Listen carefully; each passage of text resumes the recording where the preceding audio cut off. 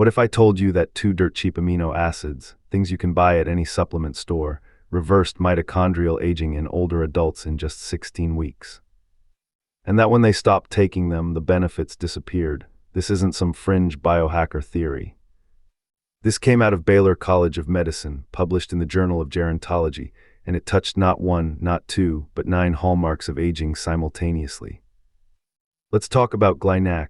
GlyNAC is simply glycine plus N-acetylcysteine, NAC for short. These are the 2 amino acid precursors your body needs to make glutathione, which is often called the master antioxidant. Glutathione is in virtually every cell in your body, and it's central to detoxification, immune function, and protecting your mitochondria from oxidative damage. Here's the problem: as you age, your glutathione levels plummet, and for a long time, nobody really understood why. Was the machinery breaking down? Were the enzymes failing? Turns out no. A 2011 study from Dr. Rajagopal Sekhar's lab found something surprisingly simple. Older adults were just running low on the raw materials, specifically glycine and cysteine. The factory was fine, it was just out of parts. And when they gave older adults those 2 building blocks for just 14 days, glutathione levels bounced right back up. So Sekhar's team ran a proper randomized, double-blind, placebo-controlled trial. They took older adults between 61 and 80 years old, gave half of them GlyNAC and half a placebo for 16 weeks, and compared both groups to healthy young adults. The results were kind of stunning. Mitochondrial glucose oxidation improved by about 65%. Mitochondrial fatty acid oxidation improved by roughly 78%. Both moved toward levels you'd see in young adults. But it wasn't just mitochondria. Oxidative stress dropped, inflammation markers improved, insulin resistance got better. They saw improvements in genomic damage, cellular senescence, endothelial function, even stem cell markers. On top of all that, the older adults got stronger, walked faster, had better exercise capacity, and scored higher on cognitive tests. Now here's the kicker: they also had a washout phase. 12 weeks after the participants stopped taking GlyNAC, those benefits vanished. This isn't a one-and-done reset, it's something you'd need to keep up. One of the most fascinating findings from Sekhar's more recent work is something he calls the brain glucose steal. Here's the idea: when mitochondria in your muscles, your liver, your other organs aren't working well, those organs start hogging glucose to compensate.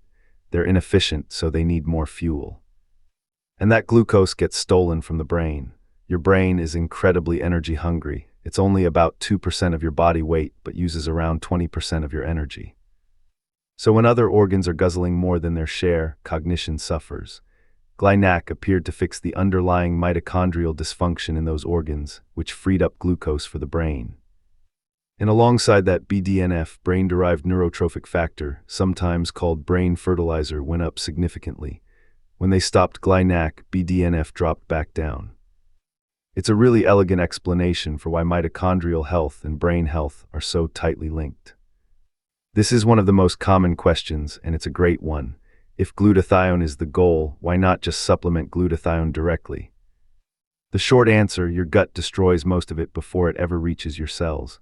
Oral glutathione has notoriously poor bioavailability. Some liposomal forms may be slightly better, but they're expensive and the evidence is mixed. GlyNAC sidesteps the whole problem. Instead of trying to shove finished glutathione into your cells, you give your cells the raw ingredients and let them build it themselves. That's why it works. And it's also worth noting, NAC alone isn't enough. A lot of people already take NAC, and it does provide cysteine. But Sekhar's research showed that glycine is also rate limiting for glutathione production in older adults. You need both pieces of the puzzle. Now let's pump the brakes for a second, because this is where I want to be really straight with you. The primary clinical trials are small. We're talking 12 people per group in the main RCT. And most of this research comes from a single lab. That's not a red flag by itself. Someone has to be first, but it does mean we're in the early innings. There was an independent trial out of Switzerland with 114 older adults that confirmed GlyNAC improves glutathione status and reduces oxidative damage, which is encouraging. But we don't have large, multi-center confirmatory trials yet. And while mouse studies suggest GlyNAC might extend lifespan, no human longevity data exists. What we can say is that it improved biomarkers of aging and real functional outcomes like strength and cognition. That's meaningful, but calling it a proven anti-aging cure would be getting ahead of the science. So if you're interested in trying GlyNAC, here's what the research actually used. The dosing was about 100 milligrams per kilogram of body weight for glycine and 133 milligrams per kilogram for NAC per day. For someone around 150 pounds, that works out to roughly 7 grams of glycine and 9 grams of NAC daily, split across 2 or 3 doses with meals. Now 9 grams of NAC is a meaningful dose, so start low, maybe a gram or 2 of each, and ramp up over a week or 2. High-dose NAC can cause some GI upset, nausea, bloating, that kind of thing. Easing in helps a lot. Cost-wise, this is one of the most affordable supplement stacks out there. Bulk glycine powder runs about $22 a kilogram, NAC around $50. At study doses, you're looking at maybe $15 to $30 a month. Compare that to Nestlé's branded GlyNAC product, Celtriant, which runs around $500 a month at equivalent doses. Same ingredients, wildly different price tag. Glycine powder actually tastes slightly sweet and mixes easily into water. NAC tastes like sulfur, so you might want capsules for that one. One important note, if you're taking blood thinners, nitroglycerin, or chemotherapy drugs, talk to your doctor before adding NAC. It can interact with those medications. And if you have asthma, be aware that NAC has been reported to trigger bronchospasm in some people. For most healthy adults, though, the safety profile in these trials was clean.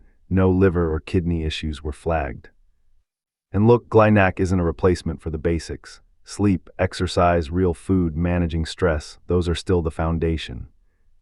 But as an add-on, the early evidence is genuinely exciting. Just know that you'll need to stick with it. The benefits aren't permanent. They require ongoing use. This is more like exercise than surgery.